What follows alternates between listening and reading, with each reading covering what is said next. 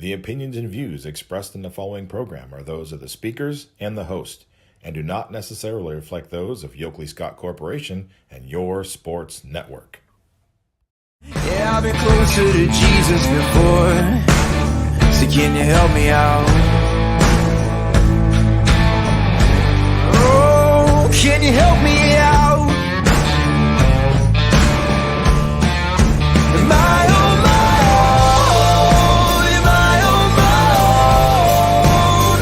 Or can you help me out? Am I on my own? Am I on my own? Or can you help me out? Can you help me out? I've been scared to look in my soul.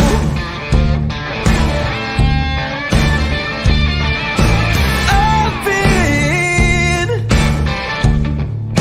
afraid I would follow the road. Yeah, afraid of the things I've been told. Hello, everybody. Welcome inside a Friday episode of Running Point on YSNLive.com. Brought to you, as always, by our good friends over at Greenwood Chevrolet in Austin Town. As always, we're going to put their logo up in the top right corner so you can see how proud we are that they are our sponsor. They go the extra mile for you, and we try to do the same here on this show every single day and at YSN as well. We thank them for their constant support and sponsorship of everything we do here on the network, including Running Point. So we have a good show for you today. It's Friday, the last day before the official start of spring sports in the state of Ohio. Now, tomorrow's weather forecast doesn't look great for our area. In fact, as we start the show, I want to get through some cancellations that have already happened in preparation for the weather tomorrow as we look at our games at a glance for the spring sports season. Got some cancellations as we go into tomorrow. Every game at Scene Park has been canceled. That goes from, the ones that were going to be there. Columbiana at Louisville is canceled. Howland at Ursuline is canceled. McDonald at Brookfield is canceled on Scene 2. Champion Ursuline at 5:30 on Scene 2 has been canceled. And so has Lakewood St. Ed's against Mooney at 5:30 at Scene. Also postponed tomorrow, Jefferson at Lakeside, Campbell at Sebring. That's a doubleheader with Jefferson at Lakeside, by the way. Maplewood at Newton Falls has been canceled. Canfield at Salem has been canceled. These are all baseball games. So those are your cancellations. Scene Park and then the games I just mentioned for baseball. As of now, still on. Dover at Louisville, Maslin Perry at Hoban, Lakeview at Warren JFK, and South Range at Austintown Fitch. So those games are still on. So is Girard at West Branch and Grand Valley at Hubbard. Those are all still on for now. Softball still on as of now. Dover at Boardman, Lakeside at Austintown Fitch. Games that have been canceled on the softball diamond for tomorrow. Rittman at Wyndham. Northwest at West Branch. That should have been a really good game. Hopefully they can find a way to get that one rescheduled. That's a regional powerhouse in Division 3 in Northwest. Columbiana at Lowville has been canceled. Field at Ursuline at YSU has been canceled. So is the Warren Harding and Ursuline game as well tomorrow. So those are your cancellations so far for softball tomorrow and baseball. We still, right now, are holding on to hope that we will get some games started and some games on. We'll have to see what the weather does. That's all we can do. You know, sometimes that forecast pops up and, you wait a couple of hours and it doesn't exactly happen the way you want. I know we're getting I just watched Andrew DePaulo right before I came on the show, his weather broadcast. And the system that we're supposed to get into our area tomorrow, right now in the southern Ohio, kind of Ohio-Tennessee Valley region down there. And I guess, you never know how storms are going to break up as they move north and they lose some of that strength. I know there's a lot of severe weather going on right now in kind of the southwest part of that Ohio-Tennessee Valley and in North Tennessee, Arkansas, Alabama, some of the northern Texas, north of Texas. Some severe weather going on there, so you never know what'll happen as that storm kind of shifts up north, and maybe it loses some steam, maybe it breaks apart a little bit and gives us some scattered weather with some spots that we can get a game in. Who knows? We'll do our best. Can't control the weather, as much as we want to. We haven't invented a weather machine yet at YSN. We're working on it, I swear. So, but that does not take away that it is opening day tomorrow for the whole state of Ohio, and I'm sure there are pockets of the state that won't be raining, and there are plenty of games that are going to happen across the state of Ohio tomorrow. If weather takes us out of the game, then opening day will be Monday, and we have plenty of games then too. So Mother Nature is proving to us very early in the season that she's still here, and she's still undefeated. So we'll trek on. We still have an all-star game tomorrow. They cannot be affected by the weather, which is great. All-star game at YSU. Girls will tip off at 5. Boys will tip off at 7. We'll talk about that and preview it a little bit more towards the end of the show when we kind of get back into the groove of previewing games on the network. We haven't done that in a couple of weeks, so going to get back into the groove of that towards the end of the show. But in the interview section today, we have 2 softball coaches out of the MVAC grade tier that we're going to hear interviews with. Tina Fallhaber from Garfield and Cheryl Weaver from Champion. Both of them have been at their respective programs for a while, and both of them have worked really hard to build the sport of softball in their area. Obviously, Coach Fallhaber up in Portage County and Garfield has built a great program, second year in the MVAC. And then Cheryl Weaver needs no introduction. If you're a softball fan in the area, Cheryl Weaver. I would assume more state championships than any other coach in the YSN family. She has 6 of them. Champion has 9 as a softball program. She is the first to recognize that Champion softball was good when she got there and had state championships when she got there. So she will take none of the credit for building the program, even though I give her a ton of the credit for keeping it going. When you have that little break, I think they had about a 10-year break in state championships.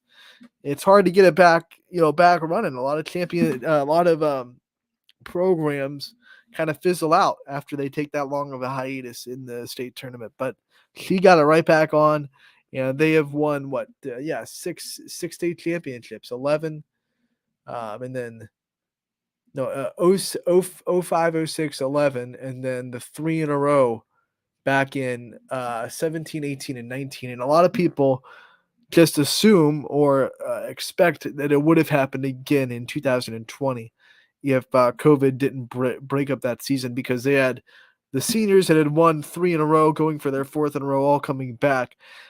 Players like Allison Smith, who's now pitching in Ohio State, and Sophie Howell, who's pitching at Youngstown State, and a lot of talent on that roster that graduated in 2020 that unfortunately did not get the opportunity to go for 4 state championships in a row.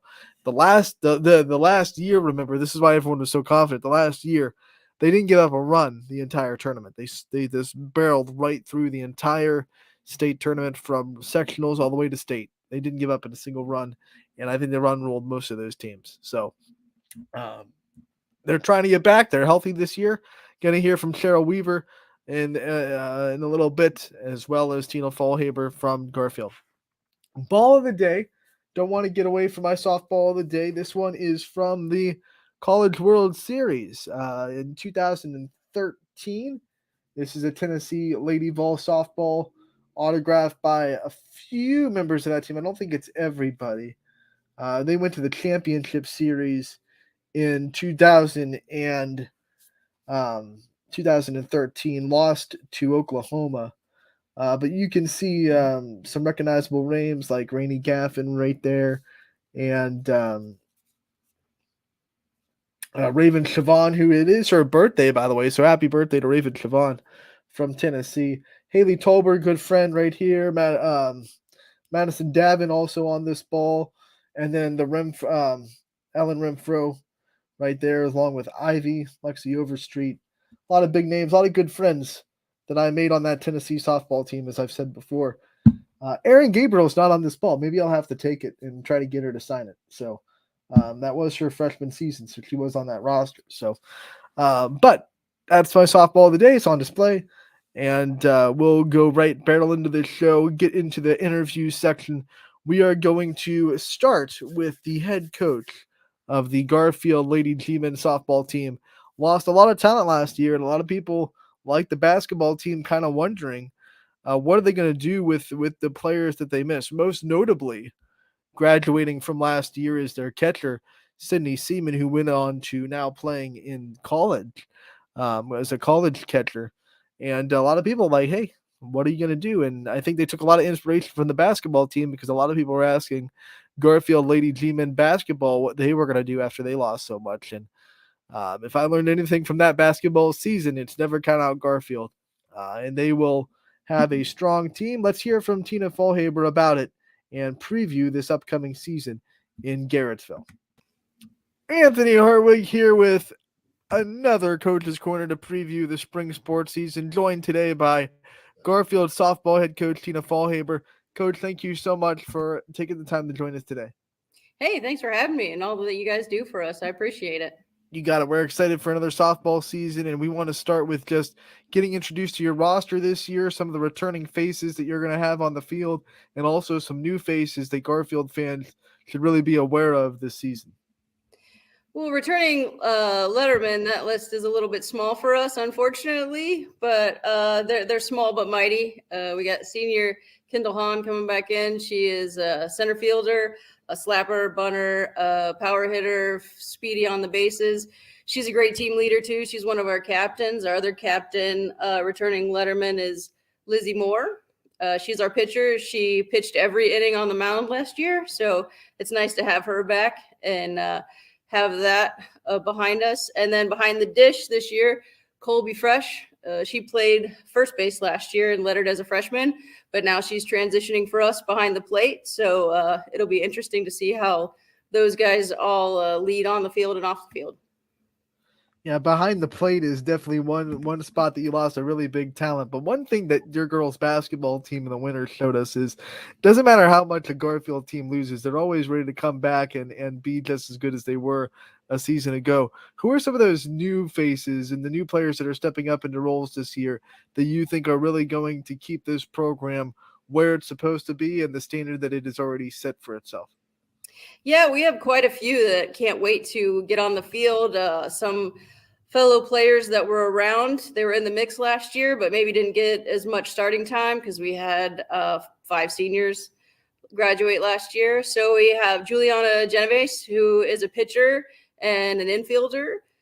She would catch too if I let her, but yeah, she's a pretty good all-around player. So last year she had an injury, so I'm excited to see her out there. We have seniors in the outfield. Allie Ranowitz and Caitlin Thompson is back with us. We have CC Porter, who is another senior who's going to help out. We have Desiree Mackey. Sorry, Des. She's a pitcher for us too, and she plays a little infield, outfield. So it's good to have senior leadership on the field, and they can't wait to start. They're ready to go. You know, what I notice is that, you know, you already labeled a couple of pitchers to go along with the one that you're bringing back from last year that, like you said, pitched almost every inning for you guys last season. What's it going to be like? We know that pitching all, controls the tempo. Everything in softball starts in the circle. What's it going to be like to have a little bit of depth this year and to be able to not put everything on one girl's shoulders? I'm sure it'll be a different change of pace for us, but I'm pretty excited about it. When the weather is bad, it's bad. And when it's good in spurts. And so, it's tough to have 5 games in a row, 5 games in 1 week. So we have a nice mix. We have some pitchers who throw hard and that's their standby. And then we got some junk ball pitchers. And we got some people who just like to move the ball around and get ground outs. And I'm really happy and excited to see how that works for us instead of just having to power on one girl's shoulders the whole time. We know that it starts in the circle, but offense also sells tickets and gets people out there. Talk about your lineup and what you expect out of the bats this season for your team. It'll be a big change for us. We lost quite a few power hitters from last year, but there are people ready to take their place. We have some speed, which is always nice. We have some really versatile girls who've been working hard in the gym, who will hit long, but also, drop down a bunt and speed to first. So it's a little bit more versatile this year. I think a little bit more speed in the mix, and that'll be different for us. But they make solid contact. They put the ball in play, and that's all I can ask from them. What's it like as a coach to, going from a power heavy lineup that can really hit a lot of extra base hits and get the ball out of the park to going to more of a lineup that is more towards the small ball, more towards the speed and getting runners on the base pass and then causing havoc once you're on there? What's that like as a coach transitioning from one to the other? Well, it frees up some of us to steal some bases. A lot of times I'm really conservative on the bases, because when you have power hitters, why run into an out when you have someone that can bat them around? But, we can be active on the bases now, run around. We can mix it up a little bit with girls who have versatility. They still hit the ball down and hard. It might not be going over the fence, but base hit to base hit just means that we're on our toes and moving on the base path. So it's a little bit different, but I'm excited to kind of let them loose on the bases and just see them score runs. Are you teasing that Coach Fallhaber might be a little bit more aggressive on the base pass this year? I think I say that every year. So maybe this year it'll actually happen. Some of my past players probably would argue that it's not ever going to happen, but maybe this year, we might just green light a whole bunch of them and see what happens. Obviously with green lights, you have to trust players to kind of know their own position and know their skill set, know the game situations. How much do you teach this team softball IQ and try to instill situational awareness and things like that to this team so you can give as many players as possible the green light to make that own decision? I think it's a balance between knowledge beforehand and just awareness of the play that's happening. We go over lots of situations, runners here, runners there, where you at, who's up, what kind of person is at bat behind you, what's their speed. We go over those things quite a lot, but the intent is so that when it's game time, you have some confidence of your own. So you don't have to worry about someone telling you what to do. You know when to go, when to stay, when to tag up, when to go for that extra base. We talked to so many players throughout the season. We hear their softball journey. I'm interested to hear your softball journey for people that are new to you and new to this program and maybe a first-time listener to our Coaches Corners. What's your softball journey? Where does your history in the sport go, and what makes you love it so much? Well, my journey would have to go way back. I think I joked with you guys before. When I started out, there was a rover. That was my position. I was about 2 foot nothing, and I think 5 years old. And there used to be a rover position that was kind of like the shortstop, but it was between first and second. So that's where all my play began, out in the farm leagues. And then I played for high school. When I started here, they just so happened to need a JV coach. And that's where it all began. I've coached here for 20 years or so. We had the COVID year, unfortunately, and took it 1 year off in there. But for the most part, I've been year in and year out. And it's just, I've got the sport under my skin. Growing up in Deerfield, there wasn't a whole lot to do. There probably still isn't a whole lot to do. But the kids around me, we could play softball, we could play baseball, we could, hit the ball back and forth, play catch for hours at a time. And I just love the way that the game has progressed, and to see, professional softball teams and the college World Series being so popular. So I'm as excited about it now as I ever been. I am sure with the success you've been able to have with this program, some other opportunities might have come to your doorstep, or maybe they haven't, but maybe they will. What makes this place so special and coaching at Garfield so special, and especially this level of softball so special to coach? We have had an amazing group of girls since I've been here. Garrettsville is a softball community. It's a softball town. They start when they're wee, and, they play town ball, they play travel ball, they play winter ball, they play fall ball, and they love it. And it's got great support from the parents.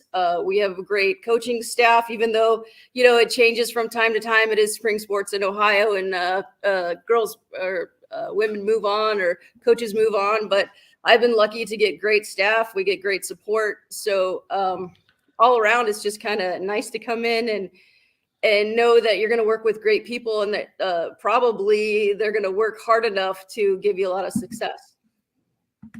Last season, we had to deal with probably the worst weather spring that we've had in quite some time. What did that kind of teach you about, not just the sport, but not taking the sport for granted and trying to get games in when you can? And what are you taking away from last season and some of the adversity that every softball program had to deal with in Northeast Ohio? It's not original, but don't sweat the small stuff. There's so much that's out of our control. We can't control the weather at all. And it's spring in Ohio. Who knows what it's going to be?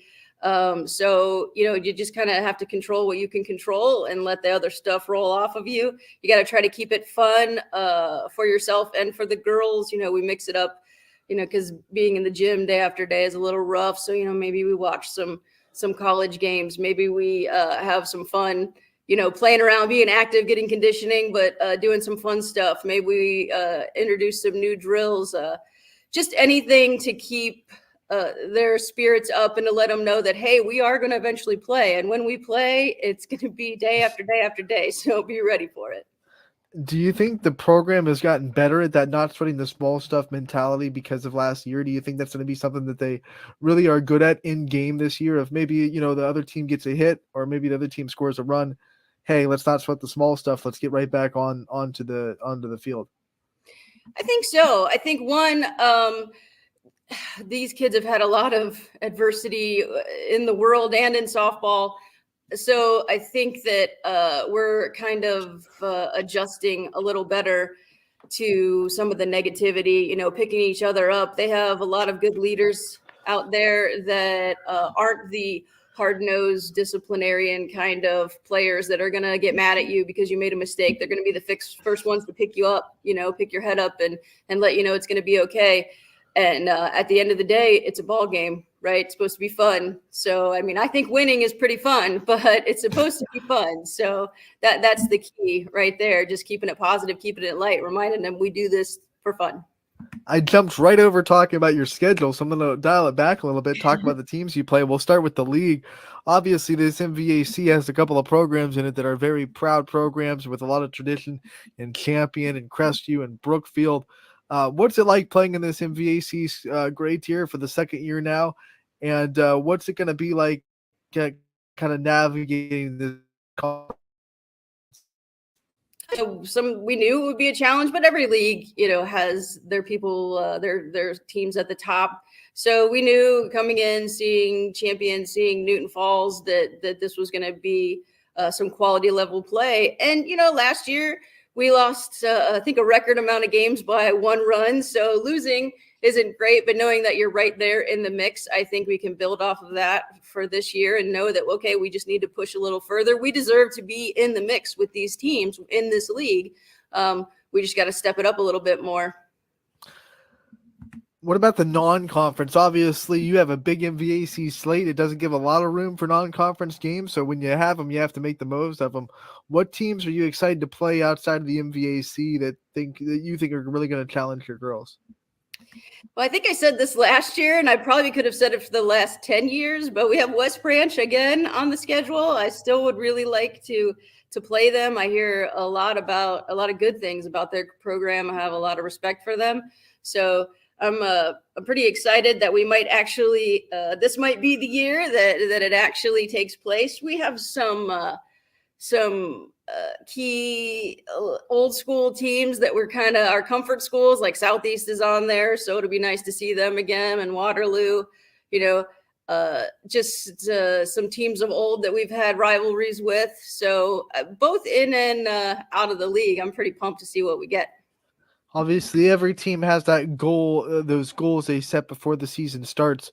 What are some team goals that you guys have set now that we're talking about just less than a week before the season begins? A lot of our goals are things that we took from last season, leaving base runners on. That is a definite thing that we would like to work on. The standbys, cut down on errors, cut down on strikeouts. But really, just one of our main goals, since we have so many new faces and new places, is to just gel together and to become a team. And after we do that, I think all the other things like base hits and quality play will come afterwards. You have, a couple of scrimmages here before the start of the season. I know you have one tonight. What are the kind of the things that you want to see from your team in these scrimmages before opening day hits? One big thing is always live hitting. It's not the same in the gym. It's not the same off a machine. You can tell a little bit from coaching and side toss and all of that, but really seeing live pitching tells us a lot about hitters, if they're aggressive, if they can put the ball in play, and then just seeing some of the people in the field. If you hustle in the gym and you can run things down, okay, well, the outfield is a little bit bigger than our gym. So seeing if they still bring that drive and that hustle, and if they have the chemistry that they have in the gym, if they have it out on the field. All right, Coach, before we let you go, I want to give you the chance to also highlight your coaching staff and the people that you have behind the scenes that make this Garrettsville Garfield softball program what it is. We know that you get the interviews, you get the limelight, but you can't do it by yourself. So give your coaches some flowers and let them know how much they bring to this program. Absolutely. I'm really excited this year. One of my former players, former Kent State player, Katie Sinisbet, is helping me out and is assisting me. So she's very excited, and I can't wait to see how much she teaches these girls and how good she is for them and what energy she brings out there on the field. Jim Flager's my AD. He's always very supportive and really good with communication. Roger and Nate have been working on the fields. I feel bad for them, the amount of effort they have to put in for spring sports, but they're really making the field look nice. They're getting it ready to go, from dugouts to dirt. They're all over it. And I'm just really happy that we have a strong system behind us that can get us out there, get us playing, doing what we do. As someone who has coached a lot of players and a lot of really good players that have come out of this program, what's it mean to you that a former player is invested in coming back and being a part of a staff after you've coached her as a player? I can't think of a better compliment, right? Because you see that the love for softball is still in them, right? So you must be doing something right. They want to come back. They want to work with you. They want to work with your girls. They're excited about coaching. They're excited about teaching. That really is something that makes me proud, just to know, hey, here's someone that I might have helped a little bit along the way, but they can't wait to use their knowledge and help someone else and help the players of the next generation. So it's pretty meaningful. All right, Coach, before we let you go, I want to give you a chance to shout out the Garfield community when your first game is and when they can first come see you guys on the softball diamond.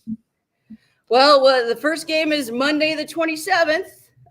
Yep. So we're starting right off. It's a home game against Canton Central Catholic, 5:00 start. So the field's looking pretty good. If the weather holds out, hopefully we'll be able to actually start game one in the slot of game one and give it a go. That should be a fun one. Garfield fans, get out to the home opener on Monday, the 27th. Coach, thank you so much for taking the time to join us today. We wish you the best of luck in the season going forward, and we can't wait to talk to you again real soon. You're welcome, and thank you guys again for all you do for high school sports. Really appreciate it. That was Tina Fallhaber, the head coach of the Garrettsville Garfield Lady Team and softball team. We thank her for her time. And listening to that interview, I kind of want to harp back to the importance of consistency in a coaching staff to building a program. I think their girls basketball coach, Aaron Gilbert, says it a lot. To build a program, you got to stay there. And Tina Fallhaber has been there for a while. Softball's in her blood.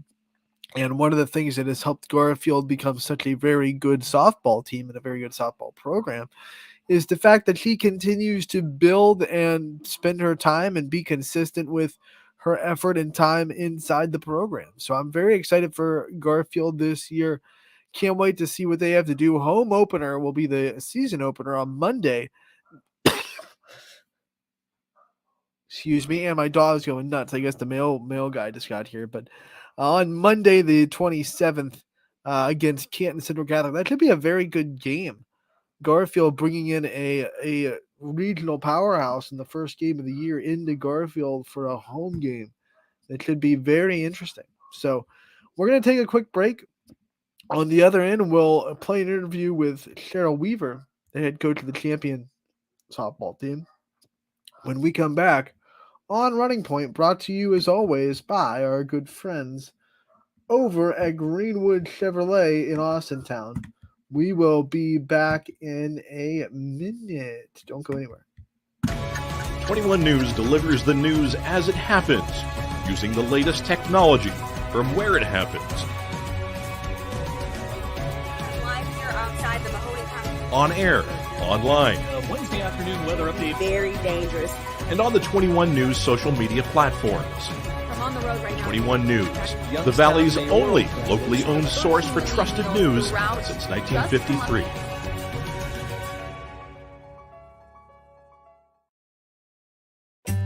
As fine as the eye can see, the finest hardwoods from the finest trees.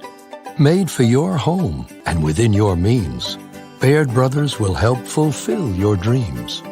Let life and light come shining through in quiet morns. And heavy traffic, too. Find your easy-to-afford fine hardwood floors and doors and more at BairdBrothers.com. Every customer has a story, and at Greenwood Chevrolet, we are committed to making sure it ends with you in the right vehicle. I get to be part of somebody's adventure, whether it's buying a car for the first time, helping them get approved, or finding the perfect car for their budget. I'm proud that people trust me with their finances. They trust me to take care of them, and they trust me with their story. I'm Tracy, and I'm ready to go the extra mile for you only at Greenwood Chevrolet.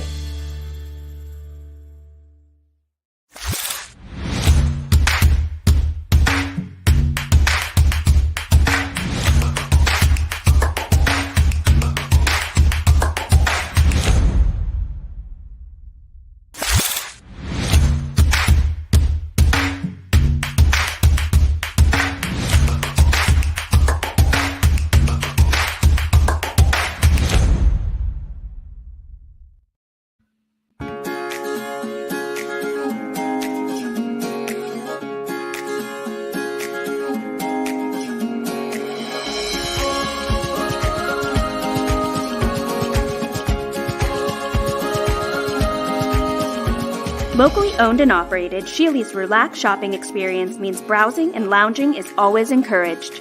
Find Flex Deal and more at Sheely's Furniture and Appliance, because the best things in life happen at home.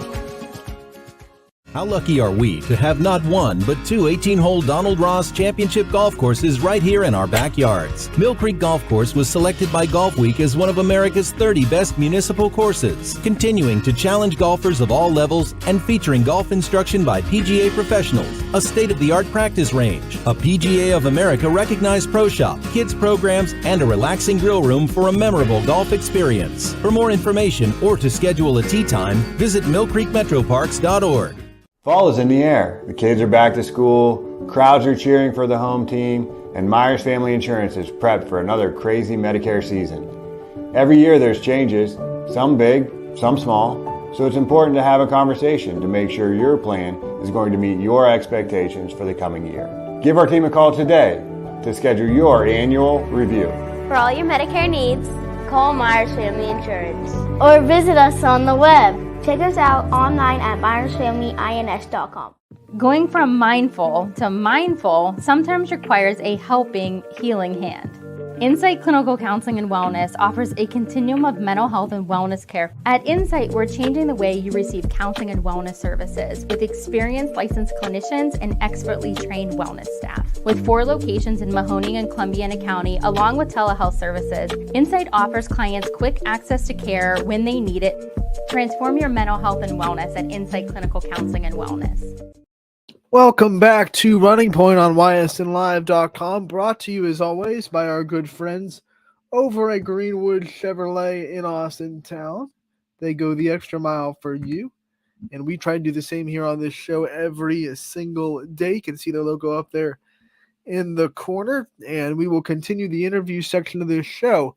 We're going to be hearing from a softball legend in the area. It is going to be Cheryl Weaver from the champion softball program, head coach, 6-time state champion, and bringing back a healthy Golden Flashes team this year that isn't dealing with nearly as many injuries as they did last year. They have depth in the circle.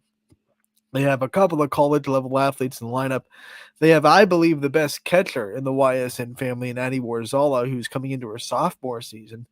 Bella Meyer at shortstop, Yardisher in the circle. There's a lot of studs and superstars on this champion softball team. So let's hear about them, hear about what they expect out of this season from the legendary head coach herself, Cheryl Weaver. Anthony Arbig here as we continue our spring sports previews. I'm joined by champion softball head coach Cheryl Weaver. Coach, thanks for joining us again this year. We're glad to have you back. Oh, thank you, Anthony, so very much. I thank you a lot. This is great for the team. Let's talk about first the last year. Let's reflect a little bit on last year's team and the season you guys had and some of the things that you were able to take from last year and bring into this year. Well, first of all, I thought we started out really strong. It would have been nice to have our freshman, Gabby Gratishar, to be pitching for us last year, but she had gotten injured in basketball. But I thought Abigail Metters did a great job, but then she ended up having to have a little bit of surgery for an issue that we didn't know what it was going to be. And so your number 3 picture comes in, Morgan Davis, and I actually thought she did a great job. And the girls rallied behind her and helped her out the best they could. And, we didn't go as far as what we had hoped, but we lost to a good team. So you still got to take the positives out of it. And now, you come into this year, everyone's back and healthy, which has got to be good for you, Coach. Let's meet the team a little bit and go through your roster and some of the players that are obviously coming back and going to be big names for you, but then also some of the new players and new faces that are stepping into bigger varsity roles on the champion roster this year. Well, with our seniors, we had Morgan Davis, who I had just spoken about, Abigail Metters, who's also a pitcher, and it's great to have her back. Savannah Tavarich, she kind of had mixed time in last year, but I see a lot more confidence in her, so I think she'll do well. And then Madison, Ziegler, she was a wonderful outfielder for us, and she hits the ball hard, and I see a lot more confidence in her this year. Every year you see that, and I think that they'll do very well. Then we go into our juniors, and hey, you got Bella Myers at shortstop, and we're excited to see what she has for us this year. And then there's Olivia Gray, and she played second base a lot for us last year, so we'll see what happens. Her and Savannah are kind of fighting for that position, but they're good friends, and it's a good rivalry. Then you get down into the sophomores, and like I talked about Gabby Gratishar, this will actually be her first year playing as a sophomore, with her being out, and she's come back really strong. I think her leg is stronger than her other leg now. Then you've got Haley Householder. She was our right fielder. She'll probably be playing a lot of third base for us this year. But she is a go-getter and just attacks everything. So we're excited to see what she has for us. And then our catcher last year, Addie Wazella, as a freshman, she just did a tremendous job. And I think she's even going to be better yet. She'll be an exciting player to watch. And then we have one freshman, Madison Sylvester, and she can be a backup catcher in winter ball. She was our catcher, and she did a great job. And she also plays the outfield very well. So it'll be exciting to see what she can do for us. One of the things that you noticed real quick when you went down all those players is that you're going to have a lot of depth in the circle with Davis. They got a lot of experience last year being thrown into probably a position that she didn't expect to be thrown into at the beginning of the season. And then you have, obviously Gabby comes back healthy. You're going to have multiple arms that you can throw. What's that going to mean to this team and for you as a coach to be able to kind of throw different things at different teams based on the lineups and based on what they've seen already? Well, I mean, that's always a big advantage when you have that depth in pitching. Um, I think it's going to help us out tremendously because, especially like in league games, playing back to back, they could see two different pitchers from one day to the next. So I think that's always an advantage. And plus, with us playing some of the bigger teams and playing some double headers, you know, you don't want to overwork somebody. I know a lot of kids say, hey, I can keep going, but you really notice a difference when they get a little bit of a break. They do come back stronger. So you see a little more pop in the ball. So I'm excited with the pitching that we have. How do your three pitchers different in style and different in way they attack hitters? You know, Gabby, she mixes up very well and she has good speed. So you see a lot of movement on her pitches. Abigail, she may not throw as hard, but the same thing. She has some good off speed and she can mix it up pretty good too. Her ball may not break as much as Gabby's, but there's good movement. And then with Morgan, she's hoping she's not in that situation as she was last year, but it's amazing how much pop she can have on her ball too. But her ball just has a completely different spin. So it throws them off a little bit. So we're excited. We'll see what they have. I can't wait. We can't talk about champion softball this year without talking about Bella Meyer. I mean, she's going to be one of the best players in the area. Already know she's going D1. She's already committed to Youngstown State verbally. Going to join some players that you've already coached at YSU as well. What does she bring to this program? What has it been like to watch her develop? And what do you think she's going to bring in her junior year now that she's an upperclassman? Probably a few more responsibilities put on her shoulder as a leader as well. Well, you know what, Bella is so smooth at shortstop, and it's amazing some of the plays that she makes. And for not a very big girl, boy, does she have an arm on her. So we're excited. She's always exciting to watch, and it makes the girls also feel good that she's there. So as for leadership, she's not one to really jump in there and how do I want to say, she's a little more quieter where some of the other girls are more vocal. So but she does what she needs to do, and that's all we're asking from her. You know, the basketball season, she had to be a leader because of the injuries that they unfortunately ran into. How much do you think that's going to help her? I mean, obviously that basketball team asked a lot of her, probably more than she's been asked of in her entire athletic career of a champion. How much do you think that's going to help her kind of go into this softball season? Oh, well, it definitely will because she was put in that situation and she led. And I'm not saying that she's not a leader, but she's not one to step on toes.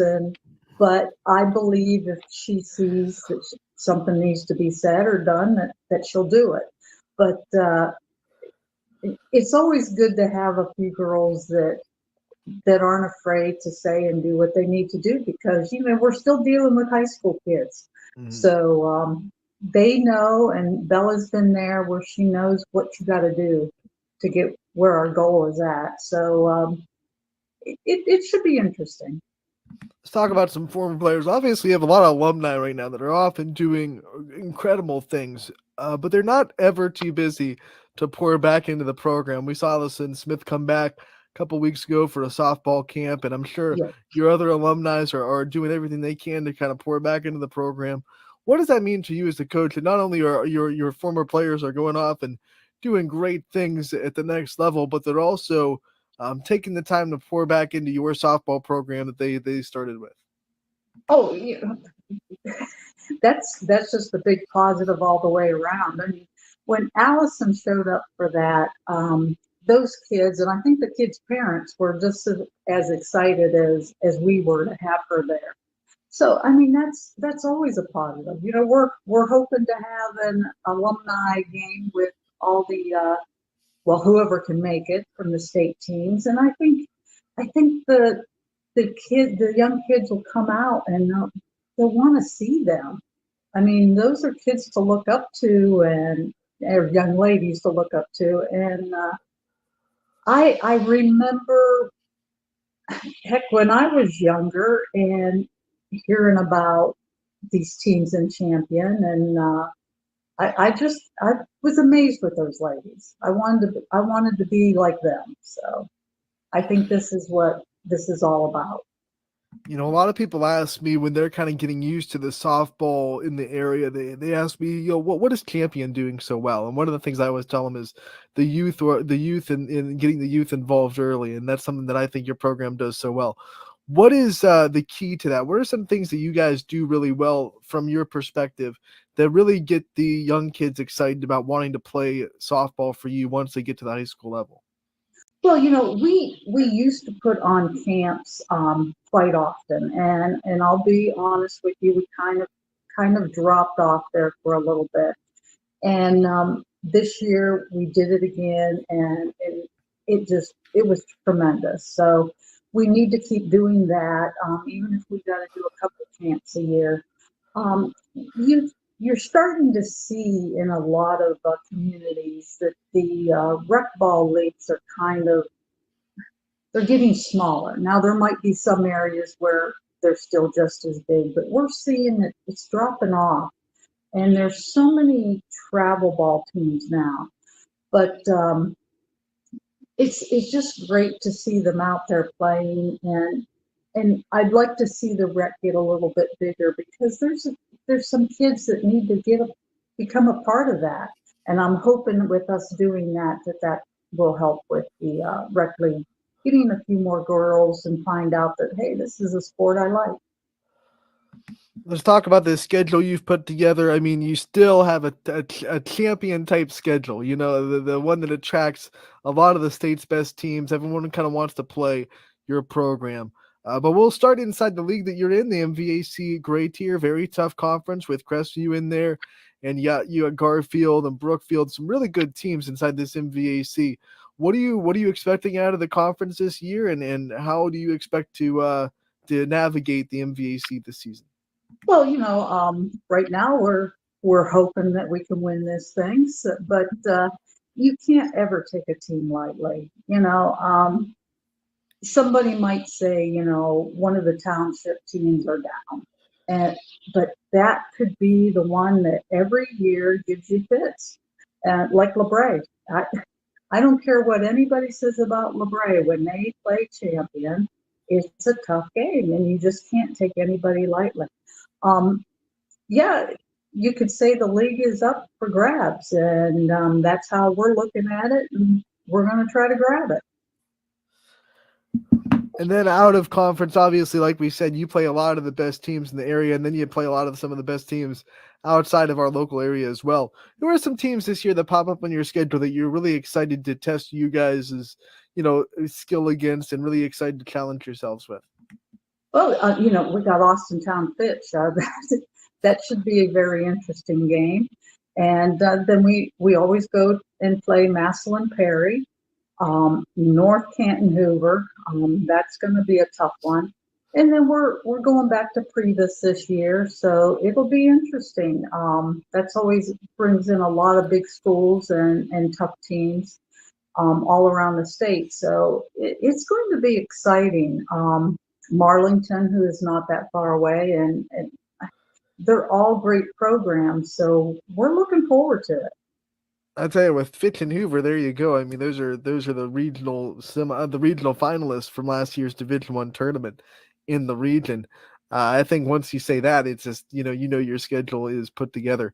When it comes to the tournament district and you kind of see how much this schedule helps you guys, and obviously not the first year that you guys have put together a really tough schedule, how much does that help you, when you're talking about going into postseason, being able to see so many high quality pitchers and see so many lineups that can beat you kind of 1 through 9? What does that do for this team? Oh yeah, I mean when you play those teams tough, or maybe you even get a win out of that, that just gives the girls so much more confidence, and you're seeing so many different kind of pitchers and speeds, or girls that just throw junk at you all day long. So it just makes you a better hitter. I believe it makes you a better team. Just to know that you can hang with them is got to be a positive. But if you can win those games, then you should feel like you can go all the way. And that's all I want the girls to do, is feel like they can go all the way if they want it. One of the things we know about Champion is they don't go into games just hoping to hang with teams. I mean, you go in there with this winning mentality that you guys have built. What do you think the key is to keeping that going? I mean, every year it seems like the athletes on your team, whether they're playing volleyball, basketball, and then in the softball season, they have this winning mentality where they go in confident enough to just expect to win games. Where does that come from? Well, I think you got to go back to the very beginning. We won the very first state championship, and all the way back to 1978, and then they do it in 80 and 94, and then we start in 11 and 12, 15, 17, 18, 19. They see it. The girls see and love that game of softball, that they just come in and they want to be like those ladies that have done it. So I think the tradition of that brings a lot of confidence to the ladies. And the other thing is I just think the athletes at Champion, the girls, there's just something about it. I mean, you see it in other sports. There might be some area that football, they just dominate every year, and those football players, it's just there, and it just seems like with Champion, it's the softball players and the girls soccer, the girls basketball. So I think that it's strange, but I think it's that seeing what has been done in the past and wanting that for themselves. So I believe that tradition and it just brings confidence out. Like, hey, they know us. And I don't know. It's hard to say, but I'm just glad it's there. All right, Coach, before we let you go, I want to give you the chance to shine a light on your assistant staffs and all the coaches that are in your program that help you make this Champion softball team what it is. Well, we have Jacqueline Carpenter, who played for me. We're going back 2004, 2006. So she's a great addition, helping me out tremendously, because this old lady can't do like she used to. And we have a new JV coach this year, and it's Tammy Fife, and I think she's going to work out tremendously. She knows the game. She has coached at McDonald and Matthews, and she's really big in travel ball. And years ago, when she was very young, just out of school, she was coaching, and her and I went up against each other in travel ball. So it's exciting. We've got a great core of coaches here. All right, Coach, thank you so much for coming on today. We're excited for Champion Softball. Excited to have you back in this the Ysn family this year, and we can't wait to cover you guys, and we can't wait to talk to you again real soon. Hey, thank you so very much, Anthony. Cheryl Weaver, the head coach of the Champion softball team, can't wait for their season to start. I never count out the flashes. When people ask me who are some of the teams that have the best chance to make a run and get into the state tournament, Champion's got to be in that conversation. I don't care that they haven't been there since 2019. Maybe they're quote unquote down. No. Champion's got that winning mindset. They have a softball program that knows how to do it. They have a legendary head coach, and now they're healthy.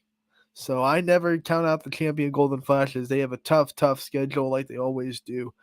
Their record might not be the shiniest at the end of the season, but they'll be ready for that Division III tournament come May.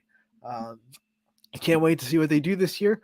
Before we get out of here today, want to remind you guys about the games that we still have going on tomorrow. I already talked about the cancellations that have come out from tomorrow's baseball and softball games. But as of right now, we still have opening day covered. We still have a couple of games that are scheduled to be played. On the baseball diamond, we'll start there, 1 o'clock. Dover at Louisville. Robbie Roberts will be on the call there. Hoban opening a new stadium with welcoming in Maslin Perry. Ty Bartell will be down there at 2 o'clock for their game. Lakeview will be at Warren JFK at Eastwood Field. 12 o'clock start time there, and then South Range travels to Fitch. Chris Colucci and Jimmy Powell, those are two guys that we know pretty well from South Range, going to be making the trip to Austintown Fitch and making their YSN announcer debut at 4 o'clock tomorrow. South Range at Fitch on the baseball field. Softball, we have Dover at Boardman at 11. I'll be there for that one. And then we have Lakeside at Austintown Fitch at 4:30. Ian O'Brien will be on the call there. Also, tomorrow we have a pretty big event going on at YSU. If you haven't known about it, then I don't know. This is your first day listening to YSN, or maybe you've been living under a rock. I don't really know. But YSN's third annual All-Star Game going on tomorrow at the Beagley Center at Youngstown State University. 5 o'clock is the tip-off for the girls' game. 7 o'clock the tip-off for the boys' game. 51 schools represented on the girls' side, 52 on the boys'. I am going on a limb and saying there is no All-Star Game in the state of Ohio that has that many different schools represented. We're going to have a really fun time. The entry fee for adults is $10, students is $5. All money collected at the gate is going to be donated to Brighten Up for Kids. We continue our tradition of using these All-Star Games to help wonderful local charities, and Brighten Up for Kids is the one that we are using this year for basketball. I can't wait to help them out, present them with the check that we get after the game. All the information for the players and the fans and other information you might want to know can be found online at ysnlive.com. Find the articles where the rosters are announced. Go on there. You can find out everyone who's playing on the teams, and you can also find out some important information, especially for players, as in when you need to check in, when you need, what uniform you need to wear, and the waiver that you have to have signed before the game starts can be found there too. We will also have the digital waiver there at the check-in if for some reason you missed the waiver beforehand. So we'll have that at the event as well. So can't wait to see everyone out to the beautiful campus of Youngstown State tomorrow. 5 o'clock is the girls' game. 7 o'clock, the boys' game. We're going to have a very, very fun event. We can't wait. We'll see you all tomorrow. That'll do it for today's episode of Running Point. Back on Monday. Maybe some recaps. Maybe weather will hold off. We'll definitely be able to recap the All-Star game. And then we'll talk about the games that are going on Monday. There's going to be a lot of games going on Monday, especially if we can't get games on Saturday. We'll have an opening day thing. So we'll be back on Monday from 1 to 2 on Running Point. Thank you so much for tuning in today to Running Point, brought to you as always by Greenwood Chevrolet in Austintown. We'll be back